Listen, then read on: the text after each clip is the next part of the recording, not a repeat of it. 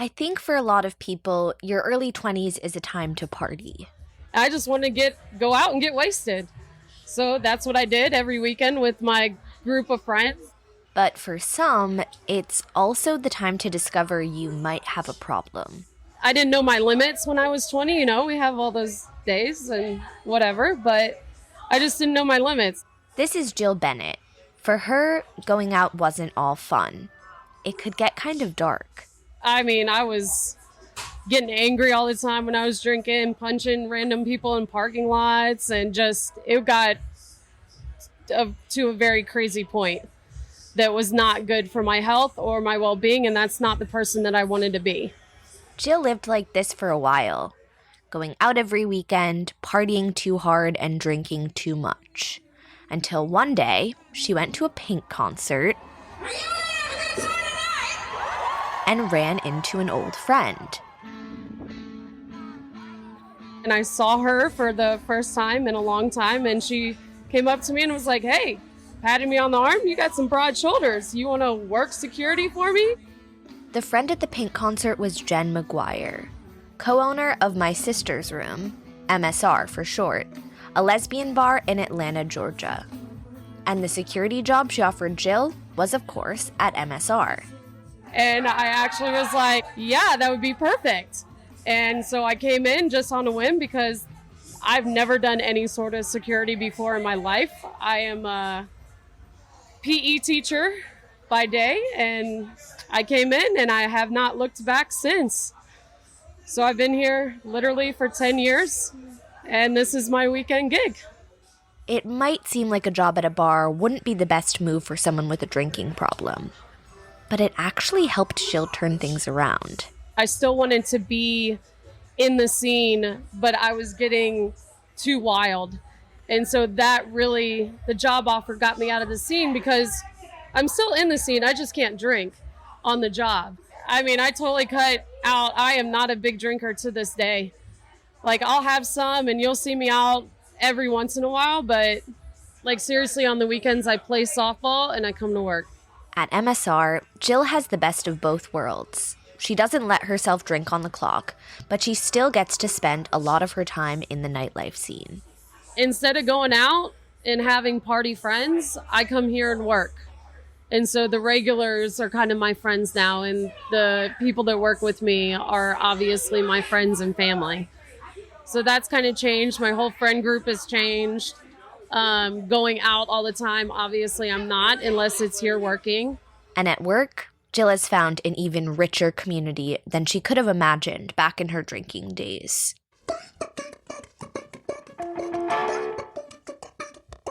It's like a family. We have dinners and stuff that we go to, and we bond over those. And you should see us at the end of the night. We're all, especially during Pride, we'll all take a shot together and stuff like that. And it's like a team, and it really is like a family here, especially with the managers and things like that. So Jen offering me this job kind of changed my life for the better when it came to going out and stepping up as a leader. And I really cut down on drinking, and it kind of made me a better person.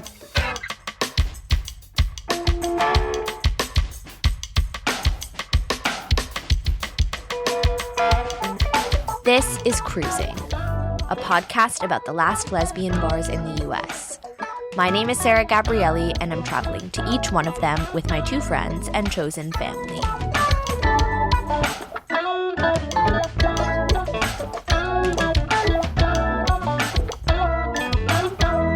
This is stop number 18, My Sister's Room.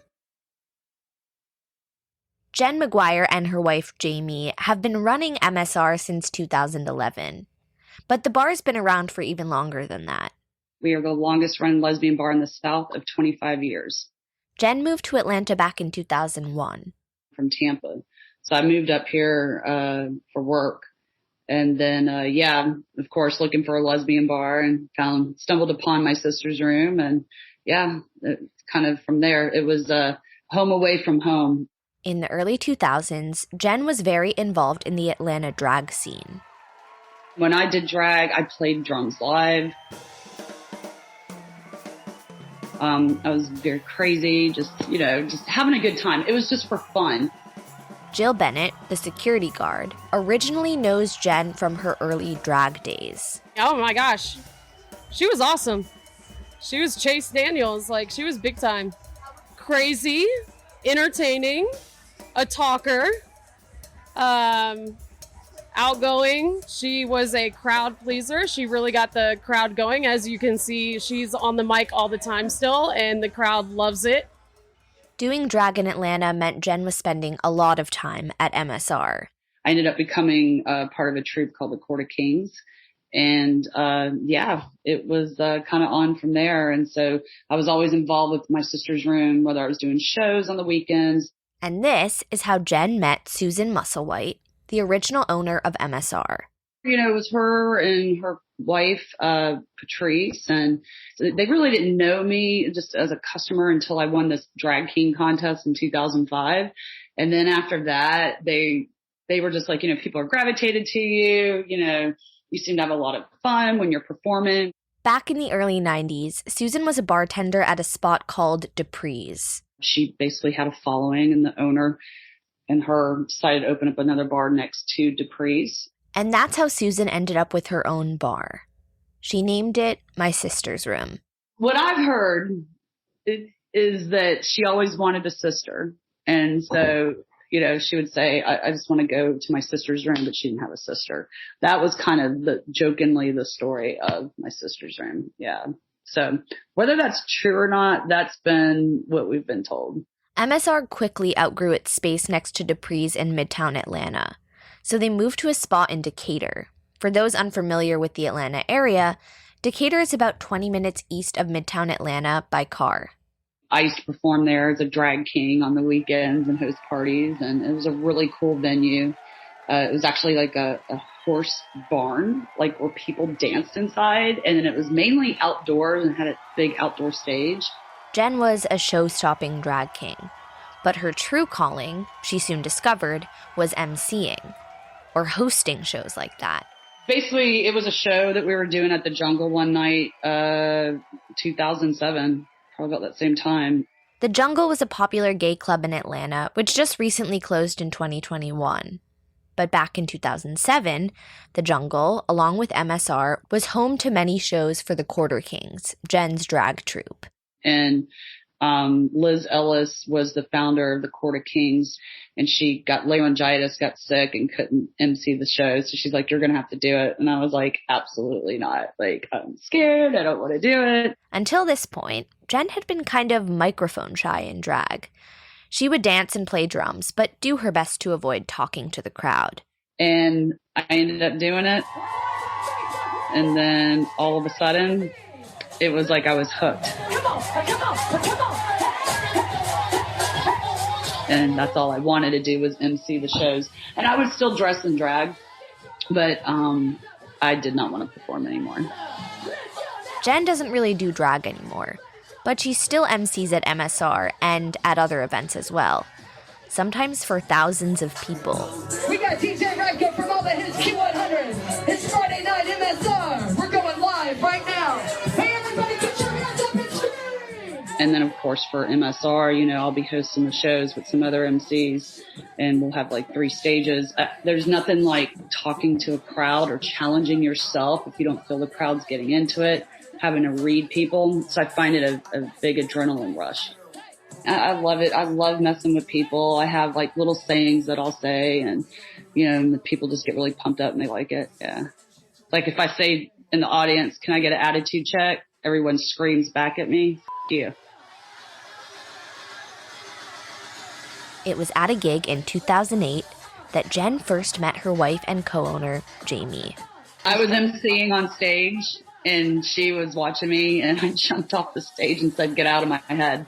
It was so cheesy, but that's what happened. We met at my sister's room, and then it was from there on, yeah. And then we got married last year, so we've been together 13 years and married 1 year. Today, Jen and Jami own MSR together, but they started organizing events for MSR long before they bought the bar. Their skills complement each other nicely. her and I together, we collaborated as a team to really just start throwing these crazy parties at MSR.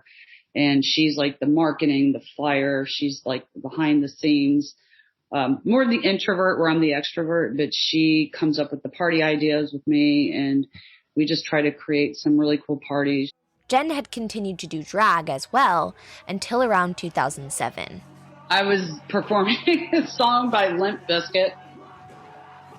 Kind of funny. And I went to jump off the stage, and my leg just went. I tore my ACL meniscus.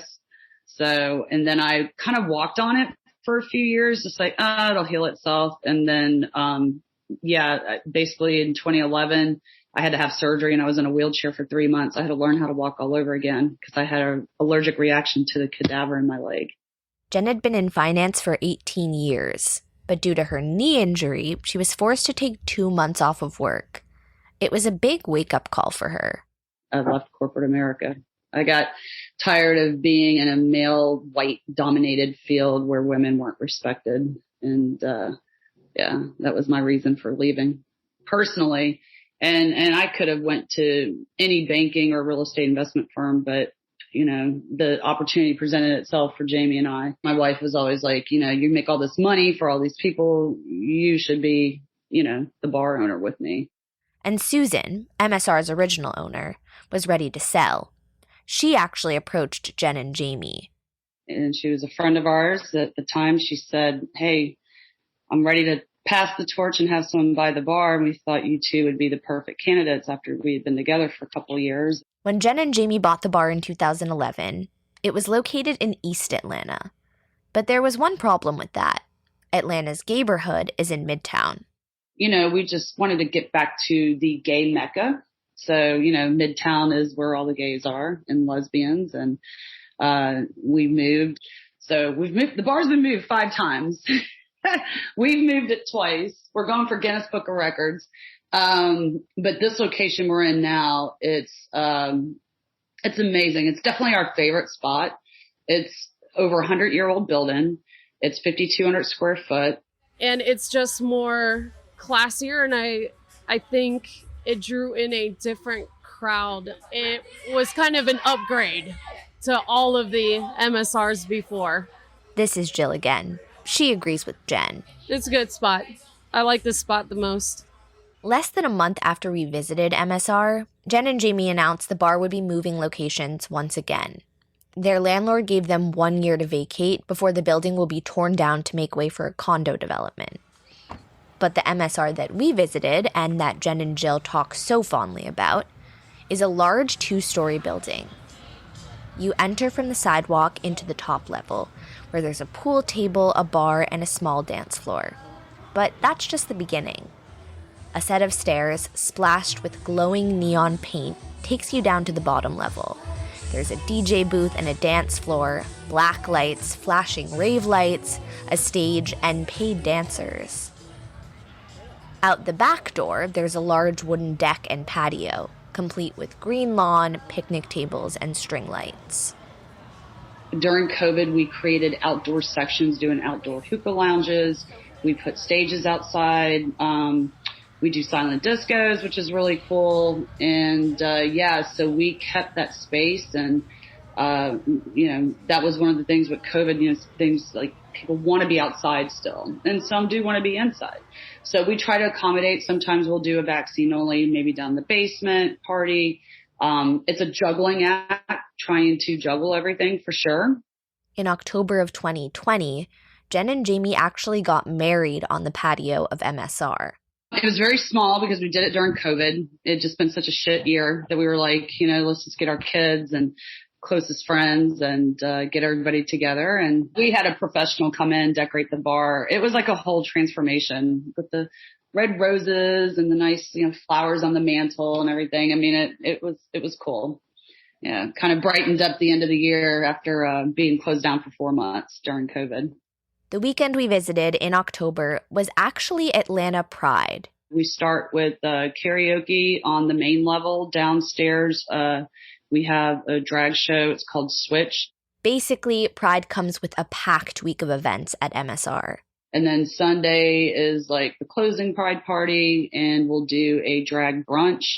And that is followed by another dance party with drag shows, all that good stuff. Go-go dancers, fire shows. Yeah, you name it. There's a bunch going on. We were there on Sunday for the closing pride party. That's where we met Jill. She was working security and, working the crowd. Hold on. Hey! I'm trying to get interviewed. Can y'all shut the up? Sorry. Then we're interviewing you next, and you're going to pump me up, right? Jill realized she was gay at a young age. I had a huge obsession of Angelina Jolie. This is actually something Jill has in common with 2/3 of the Cruising podcast team. Gia. Yes! It was because of Gia. Gia is a biopic about lesbian supermodel Gia Karanji, portrayed by none other than Angelina Jolie. I have an appointment. Oh, please. Of course you do. 11 o'clock, Gia Marie Karanji. G what? Okay. G. I.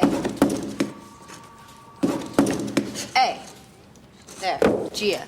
People ask me all the time, like, who made you come out? And I always say Angelina Jolie, because I saw that sex scene in Gia, and I knew right away. I was like, there are no questions. I absolutely know that I'm gay from this scene right here. Back in high school, Rachel and I had a pretty similar experience with the movie. It was streaming on YouTube at the time, and once we watched it, our feelings for Angelina Jolie became a pretty open topic of discussion. I mean, I wrote essays about Angelina Jolie and Gia. And the more lesbians we meet, the more we realize this is a relatively common experience. And, like, I have crates of stuff in my garage of all Angelina Jolie stuff, like magazines that on the cover. I have shot glasses of Tomb Raider and stuff like that. It's crazy. Yeah, then I watched, after Gia, I watched Foxfire because of, she dated her. So I was like, oh, I gotta see it then. So in the 1996 movie Foxfire, Angelina stars alongside Jenny Shimizu, a model who she ended up dating. If I hear any more shit about 60 aspirins or one more of your mood swings, I'm going to tickle you to death. Do you understand me? Huh? Yes, ma'am. Come here. So naturally, that was another must-watch. And I will say, even though Angelina wasn't as formative for our third producer, Jen, she had, on her own time, seen both Gia and Foxfire. And apparently, so had Jill. Oh, yeah. I had all the VHS tapes of all her movies. And then I switched them over to DVDs, of course. I'm just saying it's a trend. But despite this very obvious early sign, Jill didn't actually come out until college. All my life, I just had to hide it. Because I went to Providence Christian Academy in high school, and I was big time into camp counseling, where I was signed a contract saying I wasn't gay and things like that. So I really wasn't out. Year after year, Jill returned to this summer camp and signed the contract. It was okay. I just kind of came to terms with it because I knew I was supposed to be there. I knew God had a calling on my life to be there. She didn't give the contract much regard, and the camp didn't really have a means of enforcing it. I actually dated somebody from camp when I was there. Still, it made Jill somewhat uncomfortable. And once she went off to college, Jill stopped returning to camp. No, I never said anything to him. I quit the next year and just to pursue college and get a real job and everything like that. So I think to this day they still make people sign it because it's through a church. Today, 20 or so years later, you can find Jill out and proud at MSR just about every weekend. Usually people, when they kind of come in here, I am like the face of MSR because I've been here for so long. Jill has even represented MSR on television. She can be spotted in an episode of the Netflix show Queer Eye, which featured MSR in Season 2, Episode 5, for anyone interested. I was actually the one at the front door. See that M? Thank you, sir. Yeah. Enjoy your time. Oh, I love this bar. How did MSR make it onto an episode of Queer Eye? Well, that's because of someone else we met that day. As we know, Skyler is a transgendered man who was raised as a female. He spent most of his life feeling one way on the inside and having the world see him as something else. When I came to college, I started doing drag and gave myself that safe space to explore my gender. And over a couple years' time, I figured out that I didn't want to be just a man seen on stage and drag, that I wanted to be seen as a man all the time, and I eventually had to commit. Yeah! For the last 8 years, Skyler has used most of his money and energy preparing for his top surgery. He finally got it 6 weeks ago. As of now, Skyler is actually the only trans person to ever star in an episode of Queer Eye. I actually filmed a lot of the show in this bar. Like Jen, Skyler originally discovered MSR through the drag community. Because I did drag for several years before I started transitioning medically. So that was a very interesting time in my life for sure, but a very exciting time because I was meeting so many trans people and queer people. And in this bar specifically too, that really just helped me figure out a lot of my shit. There were a lot of drag competitions that were happening in the Atlanta area and specifically at my sister's room. And myself and some of my friends were drag performers, so we entered into some of the competitions, and that's kind of how we got attached to this bar. When Queer Eye reached out to Skyler, he was already in the process of raising money for top surgery. I was raising money separately outside of that when they found me. So they just followed that process to me getting my top surgery, actually having my top surgery, getting my gender marker changed, all that kind of stuff like that. And MSR was a natural backdrop because they'd already made their space available to Skyler for his fundraising efforts. Drag shows, baked sales, art sales. They let me just use their space as an open forum for me to bring in anything that I could to sell or raise money or talent to entertain people. That drag performers would come and perform for me and give me all of their tips that they would make. The bar would donate a keg or make, the door sales go to my benefit. Stuff like that just really helped me along that process of raising all that money. So it's very much a community effort. Skyler himself has always been incredibly active in the Atlanta queer community. That's actually how Queer Eye got connected with him in the first place.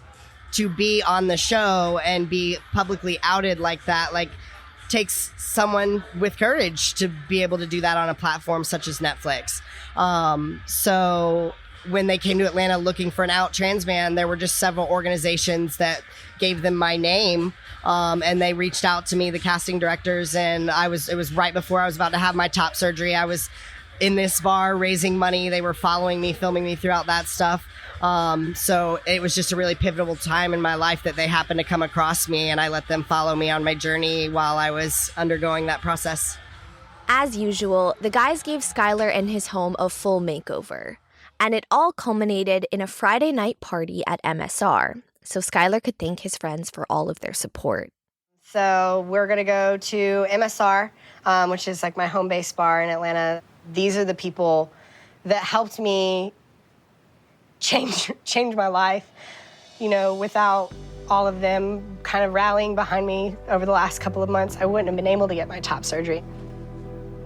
For me on Friday, I just want to be able to be visible and be present and let everybody know that I'm okay, I'm alive. Mm-hmm. And I'm thankful for all that they've done to me to help me meet this huge financial goal that I wouldn't have been able to meet without them. So will this be At the time, Skyler was also in the middle of a healthcare lawsuit he had filed against the University of Georgia. Well, I'm a University of Georgia employee, and because I'm a state employee, I was going through my process trying to use my health insurance to get my gender confirmation surgery covered, and they wouldn't do it because they had a specific exclusion for trans people to receive the healthcare, even though double mastectomy for a cisgender woman or a gynecomastia for a cisgender man was covered.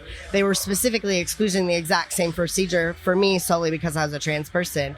So I went through the processes of trying to appeal that, and it didn't work. So I had to take up a lawsuit against the state, and my lawyers were actually trans people themselves that specialize in removing healthcare policies like this throughout the nation. Being on a Netflix show, Skyler hoped, would bring more attention to this lawsuit. And so I knew that if I went on the show and leveraged all the media attention, it would help me win my case. And in October of 2019, the case closed in my favor.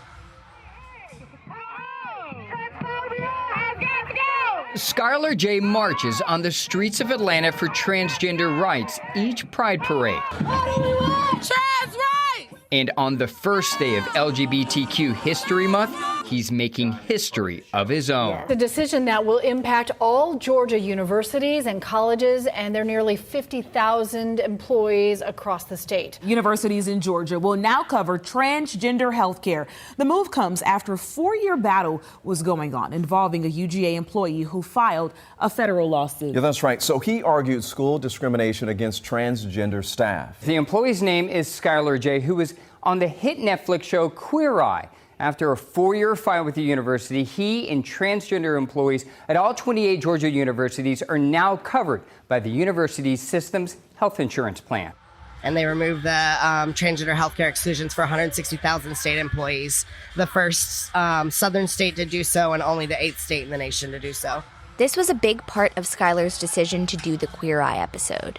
But he also wanted to set an example of positive media representation for other trans folks. The people that you see in the media until very recently, which is another reason why I chose to share my story, it was the dead body on the side of the road, or the hooker, or, you know, the mentally unstable serial killer, or like those were the trans tropes that were put in the media and that are fed to people. So you don't really see yourself in that type of media. So it took me moving to UGA and meeting my first trans person in real life to be like, okay, this is a real thing for me. This is a reality for me. This can be my life, and I can be happy and healthy and successful, because I never saw that anywhere else. And Skyler has heard from a lot of viewers that he really was able to touch people in that way. I'm going to open my Instagram really quick, because there is a post that someone posted after my episode, and it went kind of viral, and it was really touching. I have to scroll back a little ways to find it. But it was a comment made by somebody's older father. Here we go, I found it. We're watching the new season of Queer Eye, and my dad is actually crying over the episode with the trans dude. Like, he's talking about his top surgery, and my dad is in tears going, when you sculpt the marble, the sculpture is already inside. You're just getting rid of what isn't part of it. He's just getting rid of what isn't part of him. So from my old ass 70-year-old dad to all my trans people, y'all are marble sculptures and you're perfect.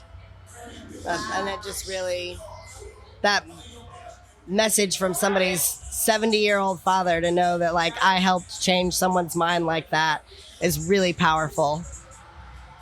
What MSR did for Skyler, opening up their space to him and helping to raise money, that's not out of the norm for the bar by any means. MSR actually often opens its doors on Sundays for day party shows to help different trans people in the community raise funds like they did for me. We do that kind of fundraising all the time for especially trans men getting surgery, trans women getting surgery. We will absolutely have fundraisers. The way they interact with community is kind of amazing. Like, they're just very involved. This is Madison, a regular patron at MSR. If anything is happening in the community, even outside of the community with like marginalized groups, they're pretty quick to jump on board and like ask what they can do, figure out how they can help financially, what events they can throw to raise money for it. They're just like, they're very active. They feel incredibly genuine. And think you feel that with business owners, especially club owners, that often. According to Madison, MSR showed a lot of support to the Black Lives Matter movement back during the summer of 2020. They were super active with the BLM movement around George Floyd. I remember like talking to Jen and hearing them and looking at their social media and like, I mean, it's Atlanta. That was like very much the whole vibe here. Like it was, I think all of us, that was just like, it felt very close and it felt like we didn't have another choice but to be active in that. Running a diverse queer space in Atlanta is in many ways inseparable from social and political issues. Here's Jen. You know, you're talking Atlanta as part of the civil rights movement. And, you know, our community, I feel like for the most part has each other's back. You know, we're very vocal about things, passionate. And it's just really nice to be able to see people from all different types of backgrounds to be able to coexist and hang out with one another. Atlanta is often referred to as the birthplace of the civil rights movement in America. It was home to MLK Jr. and Congressman John Lewis. It has the largest network of historically Black colleges and universities in the country. And today, the city of Atlanta is approximately 50% Black. So after George Floyd's murder, the environment was exceptionally intense. And Madison was right at the heart of all of it. They walked past my house and I could hear them. And it was like that energy of just hearing protests all the time. And honestly, even the police helicopters that were around all the time were like energy, right? It was like a certain type of energy that was just like police presence, but also you could feel the energy of the city really pushing back. And like, I don't know. I mean, it was a crazy, very sad, hard time, but it was also really kind of beautiful to feel that from the city, you know, just to feel the energy, to be involved in it, to watch changes happen. Like it's just been, it was great, you know, I mean, great, but also terrible. It was a weird time, but I think I would have not wanted to be anywhere but Atlanta during that, for sure. At the time, some mainstream media coverage cast the protests in a negative light. Well, they've already lit things on fire so far, Chris. They lit a police car on fire at about 8 o'clock that was just, still smoldering. They've lit signs on fire. I mean, this is a crowd that came to confront police. They're angry. And we can't underscore, on the cursory level, you see the violence that is happening and unfolding right in front of our cameras. The past week was supposed to be a big week for businesses in Atlanta. Many had planned to reopen after being closed due to coronavirus, but those plans put on pause after many businesses in downtown Atlanta and in Buckhead, well, they were broken into after things took an ugly turn during the Friday protest. Atlanta got a lot of really negative press for setting shit on fire the first night and like breaking windows and doing the most, but I've never felt more like that made sense to me. Like burn it to the ground. Like this is what we have to do to make you hear us. And it's never been more in our faces right now. And we got time, like we're at home. We've got all the time to do whatever we need to do to make this change. So it made me a better activist too, like just to have the experience of it all. In a lot of ways, the protests brought the people of Atlanta together. I feel like people who aren't Black that live here are also like recognize that for the most part and like care about it. And so you got a lot of like white allyship in it. You got to see that. You got to see people figuring it out in their head, what you've been experiencing your whole life, right? And like recognize what's happening and start to, I think because they weren't working or because they were working from home and everybody had all this free time. According to Madison, Jen and Jami's anti-racism was always present, even outside of the 2020 protests. They do not tolerate any kind of racism at all. At all. Like I've seen people that like raised their own complaint about somebody else and then asked to talk to the owner. The owner came over and the first thing she said was, "Is it because he's Black?" Straight out. Like they're good allies. Yeah. And also those people got kicked out. That night she kicked them out because they literally couldn't answer the question. They were like, and she was like, yeah, he's been here all night. He's been playing pool. He's been keeping to himself. He's a good guy. I talked to him earlier. So if y'all have a problem, y'all can leave. And then they still couldn't answer that. And she was like, you know what? Just leave. Like, this isn't it. In general, MSR has a zero tolerance policy for bad behavior. Here's Jill. We don't even have to see it. If somebody complains that somebody is touching them in an inappropriate way, it's an automatic out. Because I know that's a trigger in our community, especially the lesbian community. But that's a no tolerance at the bar, and even like homophobic comments and homophobic gestures towards somebody, they're automatically out. We just don't tolerate it. Racism, sexism, homophobia, or predatory behavior will get you kicked out of MSR immediately. But like many of the other lesbian bars we visited, MSR's doors are open to everyone else, as long as they're respectful of the space. They want everybody that's going to appreciate what this bar has to offer to be here. And I think if you don't appreciate that, or if you're going to be harmful to anyone that could potentially be here, you're out. And this mentality leads to one thing for MSR patrons.